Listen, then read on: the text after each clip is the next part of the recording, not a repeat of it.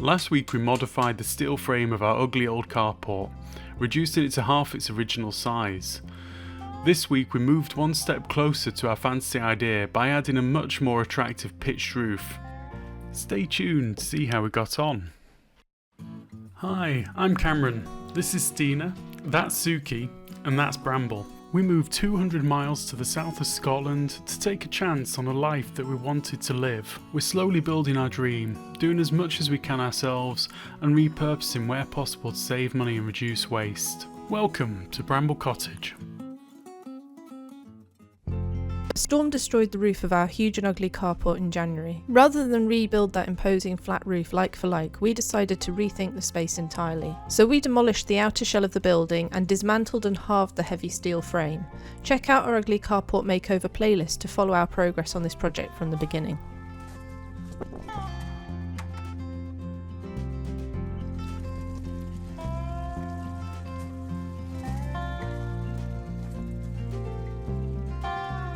At the end of last week we'd just finished squaring up the frame against the posts in their new positions. This week, with the posts settled and everything reasonably level at last, it was time for me to mix some concrete to set those posts in place permanently.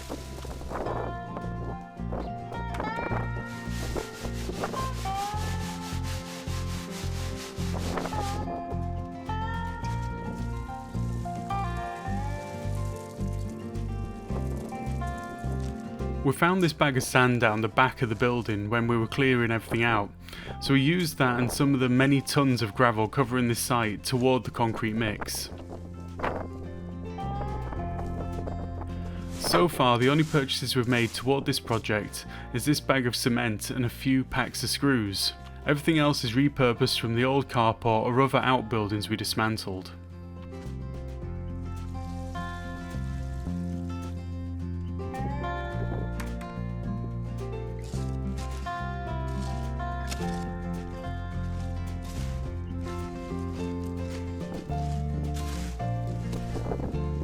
I wanted to make sure my concrete mix was really quite liquid and pourable, so that it would get into all the nooks and crannies we knew we'd probably left in the bottoms of each of the holes as a result of trying to get the posts in at the right levels.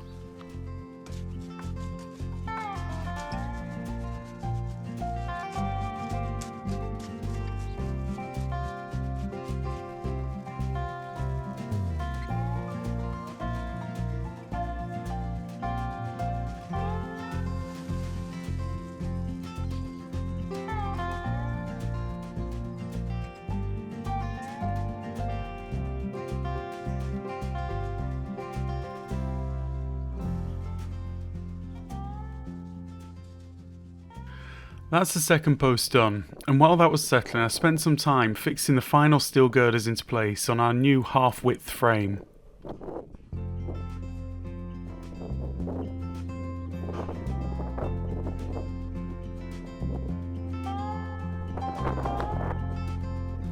First things first, I need to measure where to drill some new bolt holes into the steel.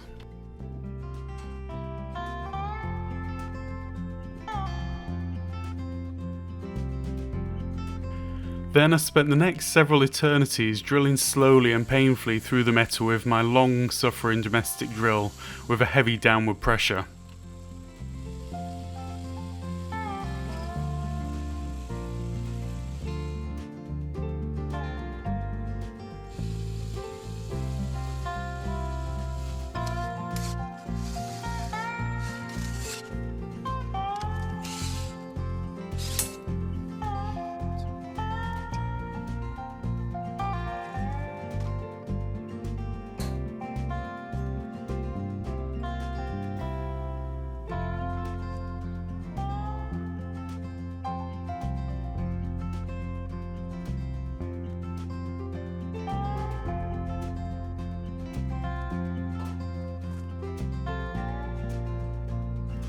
Finally I was able to lift each one into place and fix them with bolts.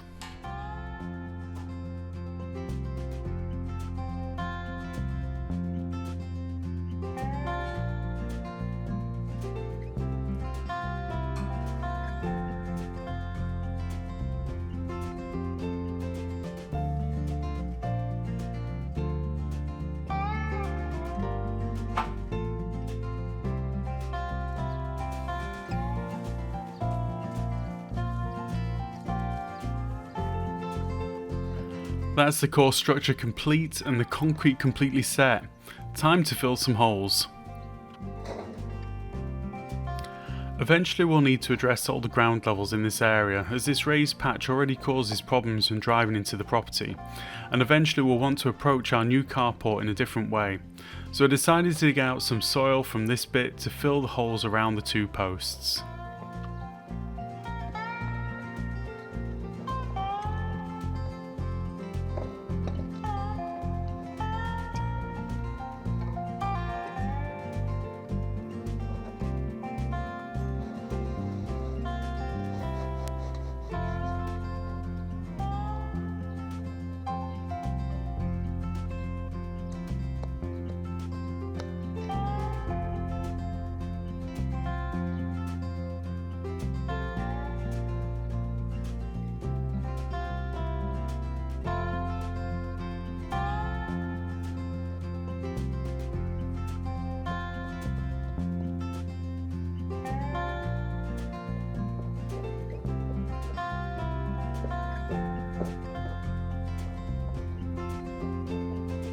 In time we want to remove all this gravel, and the liner too, but both removing the gravel and finding something suitable to replace it is beyond our means right now. So we've decided to live with it for the time being, and have a think about how we might do something better in the future. For this reason I reinstated the liner and levelled out the gravel we'd raked onto this area as best I could.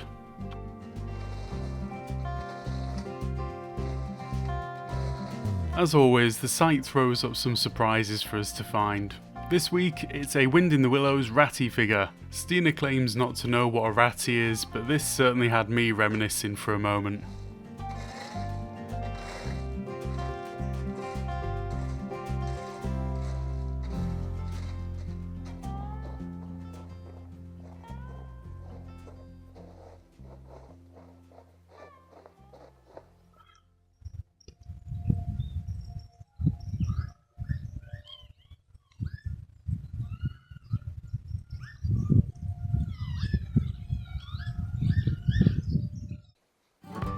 Finally, time to start on the roof, and I managed to get away from work and join Cameron in planning how we wanted it to look.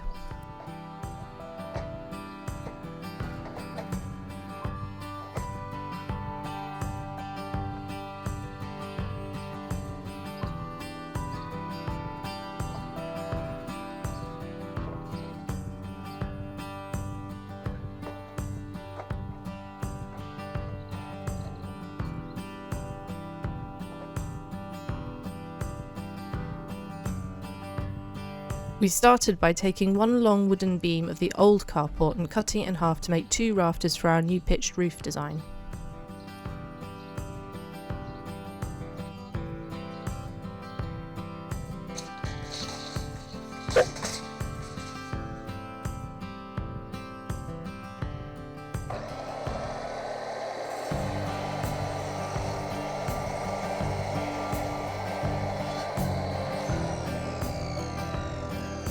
We then drilled through these at one end and bolted them together.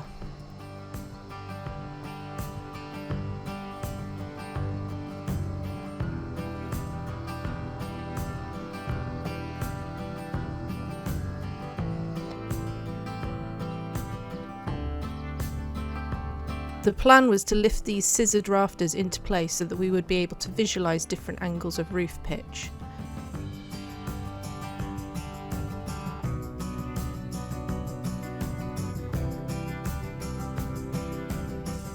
Right, so we've got our test rafters up here, but one of the limitations that we're dealing with on this site is that this is actually the boundary of the property, and so we need to keep the roof within permitted development heights, which means it needs to be no higher than 2.5 metres from the boundary, from 1 metre within the boundary. And so we've just put up this measuring stick here, and the top of that is 2.5 metres, and then we're going to sort of test these rafters to try and sit them within that so that we can still fit the roof on top. We then added double bungee ties to our test rafters to pin them into place. And pushed the rafters up towards the limit of the measuring stick. I also hoped that we might leave enough room for a living roof on one side and maybe even future solar panels on the other, if we could find a way to make it all fit. We agreed on an angle of 20 degrees with a tiny bit of wiggle room for extra height if needed, and then we retrieved our test rafters. It's maybe worth saying that Cameron worked all this out with actual maths and a 3D sketch too, but with limits so tight I wanted to visualise it in situ, and it was also interesting to see what a difference a shift of just a few degrees could make to how the shape of the building we were planning might look.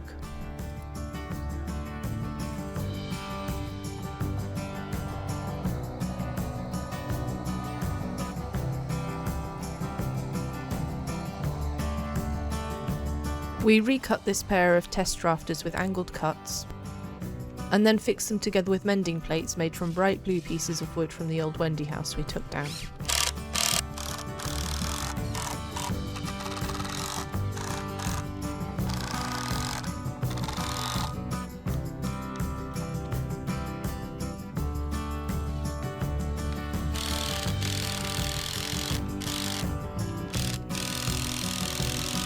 The next step was to cut birds' mouths into the underside of each half so that they can sit snugly across two beams of the main carport frame. We struggled with this a bit as none of our power tools had long enough blades. In the end, Cameron resorted to hand cutting them with our painfully blunt and rusty old hand saw. Not a job for anyone who values their shoulders, but he got there eventually.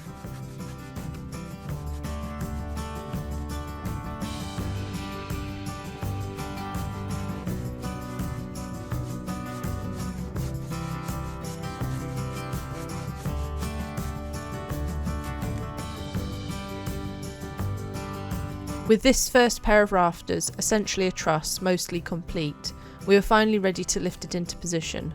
We planned to add the cross brace later once we were sure it all fitted in place.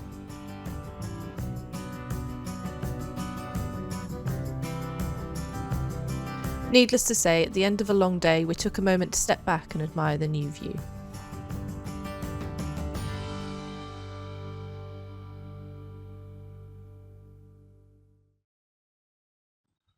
Right, it's a brand new day, it's beautiful, it feels like spring's actually arrived.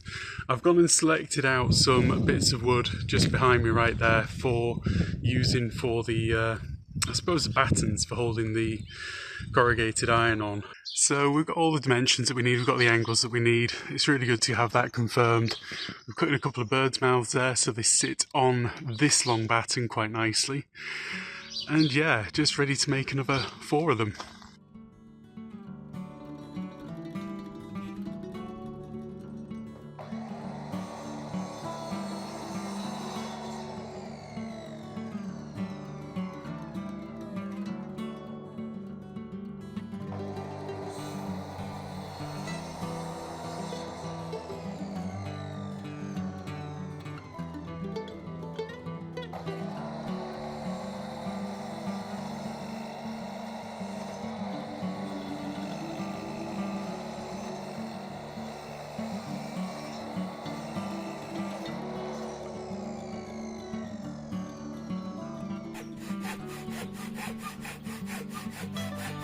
Four more sets of rafters also meant 8 more birds' mouths with the blunt saw.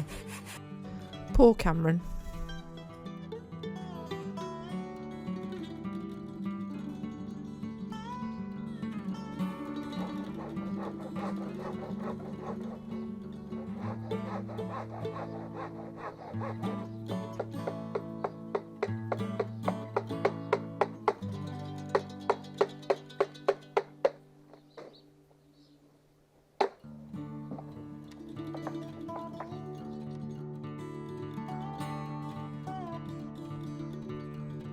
Finally, with all the pieces cut, it was time to fix the mending plates onto each set of rafters to make a series of 4 more trusses.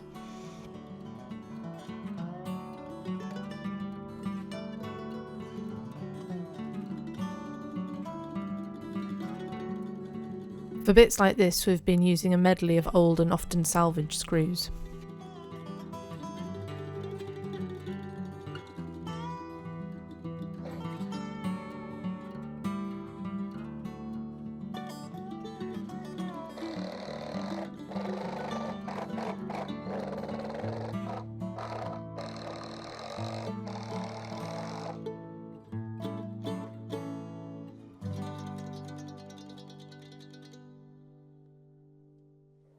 Once the trusses were complete, we were able to measure the length that each should go out to depending on its position, which was variable due to the barn, and then cut the ends to another angle.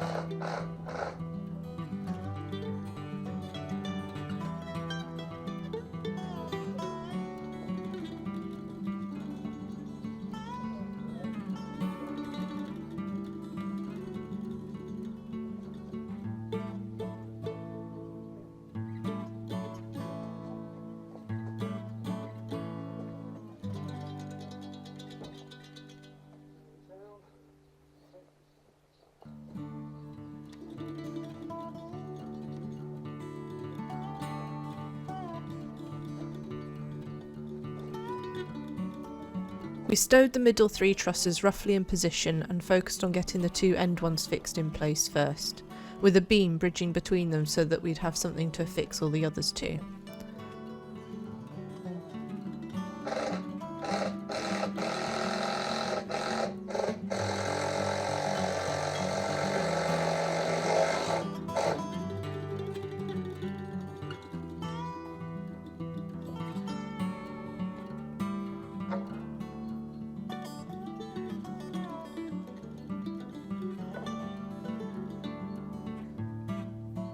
That turned out to be easier said than done, with only 4 hands, 1 spirit level, and what turned out to be annoyingly undersized step ladders, for me at least. Right, it took a little bit of time to get all of the trusses up, which is why we didn't catch everything on camera. But as you can see, we've now got all 4 of them in place. I think it's looking pretty good. We're getting close now. So I'm going to do a little bit more work on getting the rest of this structure in place so we're ready to put on the actual roof.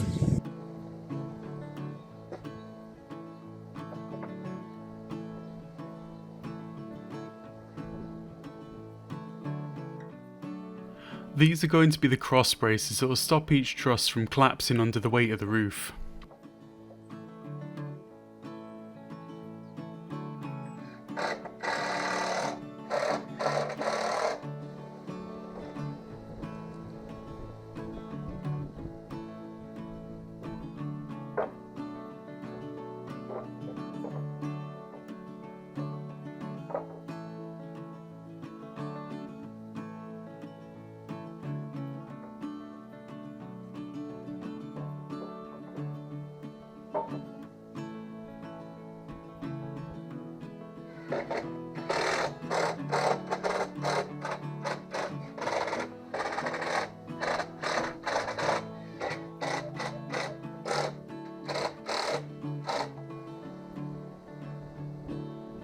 And these are the longer beams to which the corrugated metal roof will be attached.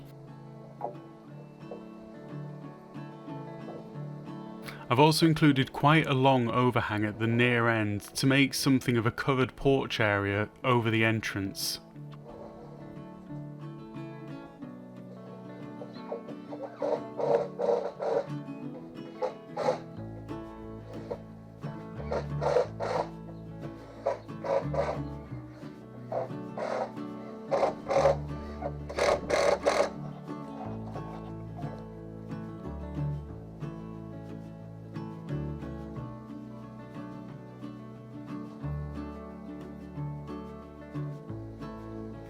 Steen was back at the day job at this point, so it was a bit of an adventure getting all of this up and levelled single-handedly.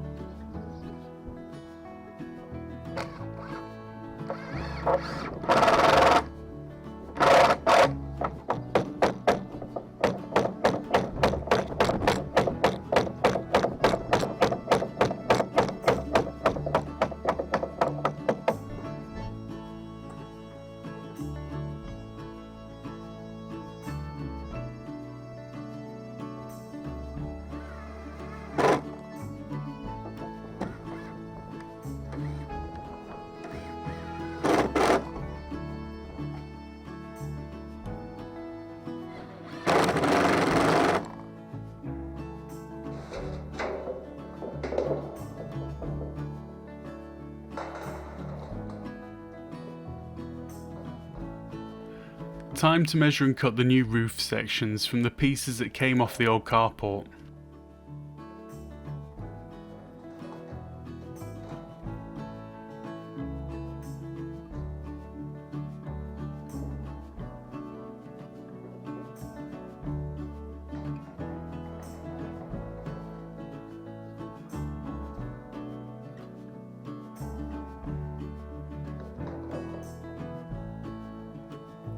Cutting this stuff was another matter.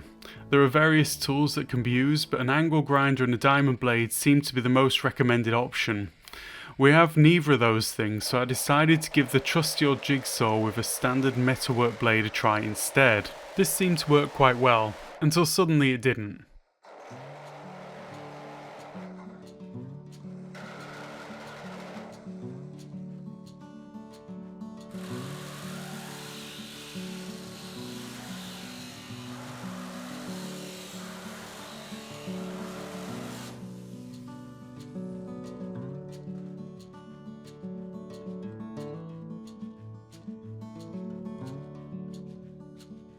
One broken blade and 4 worn out blades later, we finally have a stack of sheets ready to go.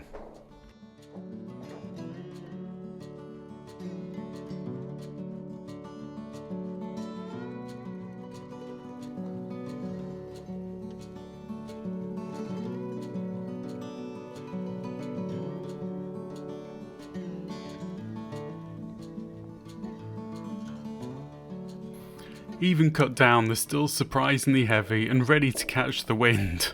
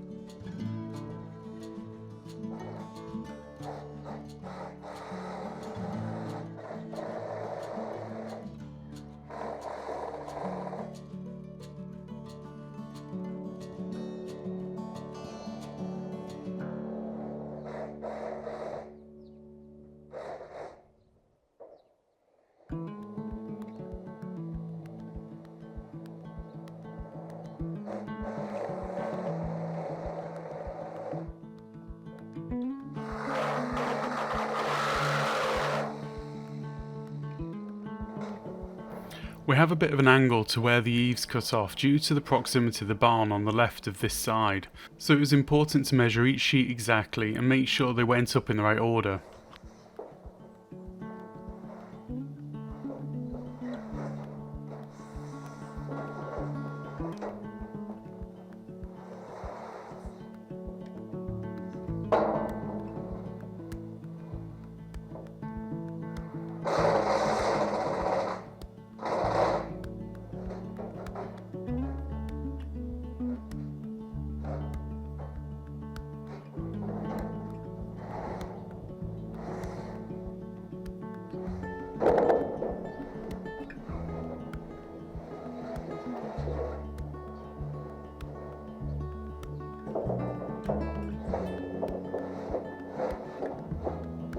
It looks very uneven now, but should look much better once we add some trim.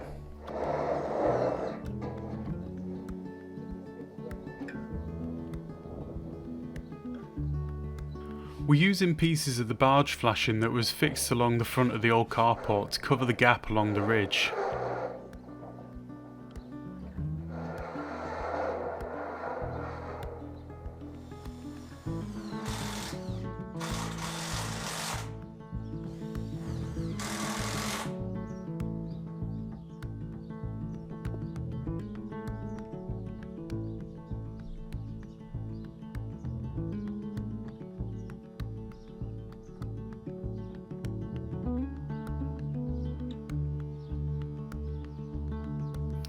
The ridge ended up a bit wonky, but maybe that's a problem for another day.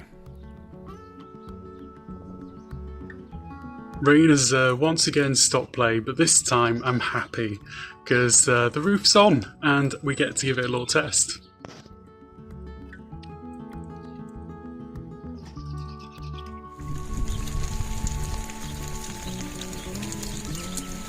So here's our latest before and after, the original carport and then the carport as it is now. In the next video we're going to be doing a little bit of work on the back wall and the gable ends. You can keep up with our progress by clicking on the playlist or checking out the next episode. Thanks for watching.